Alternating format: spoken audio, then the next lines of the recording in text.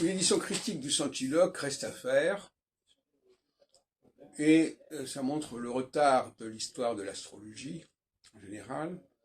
Moi-même qui ai consacré 2 ouvrages à des travaux sur le Centiloque de Morin de Villefranche et de Nicolas Bourdin, je n'avais pas cette ambition. Alors, bien après, parce que 30 ans après l'édition que j'ai faite de Bourdin, nous y sommes, on peut isoler 3 aphorismes, le 19e, le 20e et le 21e, qui tous les 3 traitent de la médecine astrologique. Et d'ailleurs, on se demande pourquoi ils sont là, précédés par des aphorismes qui n'ont rien à voir, et succédés aussi par des aphorismes qui n'ont rien à voir. En tout cas, tout d'un coup, il y a ces 3 aphorismes qui sont là, comme des choses sur la soupe. Alors, le 19e nous parle de la purgation. Le 20e nous parle quand la lune sera en Scorpion ou au Poisson, que le seigneur de l'ascendant sera conjoint à une étoile, mais il est contre une étoile. Alors, donc ça fait réagir Bourdin.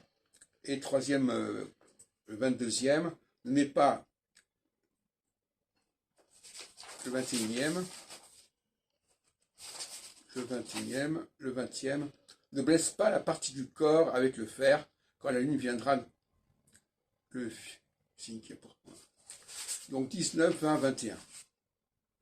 Alors je retiens le point suivant, à savoir que Bourdin était un adversaire absolu des étoiles fixes. Et que d'une certaine manière, c'est son enseignement qui l'a emporté. Puisqu'aujourd'hui, la plupart des astrologues ne tiennent pas compte des étoiles fixes. Ils préfèrent en revanche s'intéresser aux astéroïdes, par exemple. Et la thèse de Bourdin, qui est complètement rejetée par Morin, qui lui est un adepte des étoiles fixes. Et c'est que, elles peuvent se conjoindre en longitude avec les planètes, les étoiles fixes, mais pas en latitude.